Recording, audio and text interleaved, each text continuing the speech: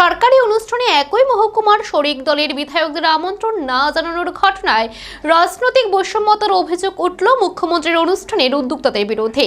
মঙ্গলবার খোয়াইয়ের ধলাবিলে আধুনিক জেলা হাসপাতালে ভিত্তিপ্রস্তর স্থাপন অনুষ্ঠানে বিরোধী দলের বিধায়ককে আমন্ত্রণ জানানো হলেও শরিক দল তিপ্রামথার বিধায়কদের আমন্ত্রণ জানানো হয়নি।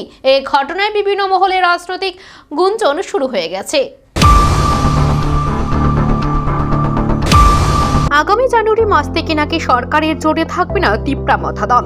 সম্প্রতি বিজেপির প্রদেশ সাধারণ সম্পাদক বিপিন দেববর্মা এই কথা জানিয়েছিলেন।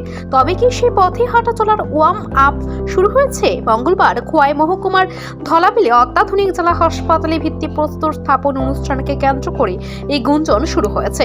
এই গুঞ্জনের সূত্রপাত খোয়াই জেলা শাসক রজত পনতের আমন্ত্রণ পত্রকে কেন্দ্র করে। মঙ্গলবারের মুখ্যমন্ত্রী জেলা হাসপাতালে ভিত্তিপ্রস্তর স্থাপন অনুষ্ঠানে বাম বিধায়ক নির্মল বিশ্বাসকে চিঠি দিয়ে আমন্ত্রণ জানানো হয়। আমন্ত্রণ পত্রে তার নামও উল্লেখ ছিল। আমন্ত্রণ জানানো হয় তেলিয়ামুড়া বিধানসভার বিধায়িকা তথা রাজ্য বিধানসভার মুখ্য সচেতক কল্যাণী সাহা রায় এবং কল্যাণপুরের বিধায়ক পিনাকি দাস চৌধুরীকেও। কিন্তু লক্ষণীয় হলো খোয়াই মহকুমার জনজাতি অধ্যুষিত বিধানসভা কেন্দ্রের বিধায়ক রঞ্জিত দেববর্মাকে এই অনুষ্ঠানে আমন্ত্রণ জানানো হয়নি। রামচন্দ্রঘাট বিধানসভা কেন্দ্রের বিধায়ক তিনি, তেমনি আশ্রামবাড়ি বিধানসভা কেন্দ্রের বিধায়ক তথা রাজ্যের মন্ত্রী অনিমেষ দেববর্মাকেও এই অনুষ্ঠানে আমন্ত্রণ জানানো হয়নি। আরো লক্ষণীয় হলো এই অনুষ্ঠানে বাম বিধায়ক নির্মল বিশ্বাস উপস্থিত থাকার জন্য তাকে স্বাগত জানিয়েছেন মুখ্যমন্ত্রী। তিনি বলেছেন, সরকারি অনুষ্ঠানে তা যে দলেরই হোক না কেন বিধায়কদের আমন্ত্রণ জানানো উচিত। আজকের এই অনুষ্ঠানের বিধায়ক নির্মল বিশ্বাস উপস্থিত হওয়ায় তাকে অভিনন্দন জানান তিনি। জিনিস কিন্তু রিফর্ম হয় এবং করাটা উচিত। মাননীয় প্রধানমন্ত্রীজি বহু সেই কলোনিয়াল যুগে যেসব আইন কানুন ছিল 18 শতকের, সেইগুলো রিফর্ম করছে। এত বছর ধরে এইভাবেই চলছিল। Nobody knew that it should be corrected, reform should be দেয়ার।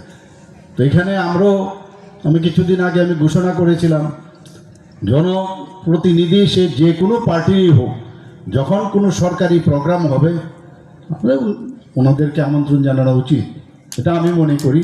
এবং আজকেও তার ব্যতিক্রমে নেই, আমি ওনাকে স্বাগত জানাবো। নির্মলবাবু এসছেন, এখানে আমাদের মাঝে উপস্থিত আছেন শ্রী। প্রশ্ন হলো, মঙ্গলবারের এই অনুষ্ঠানকে কেন্দ্র করে জেলা শাসকের আমন্ত্রণ পত্র নিয়ে যে রাজনৈতিক গুঞ্জন শুরু হয়েছে তার অন্যতম কারণ জেলা শাসক রজত পন্ত নিজেই। একই অনুষ্ঠানে শাসক দলের বিধায়করা আমন্ত্রিত নন কেন, তার জবাবদিহি জেলা শাসককে করতে হবে। এই ঘটনাকে কেন্দ্র করে প্রশাসনিক মহলে ক্ষোভের সৃষ্টি হয়েছে। এই দিনের এই ঘটনার জল আগামী দিনে কোথায় গিয়ে গড়ায় তা বলতেই পারবে ভবিষ্যতেই। Bureau report, Asian Times.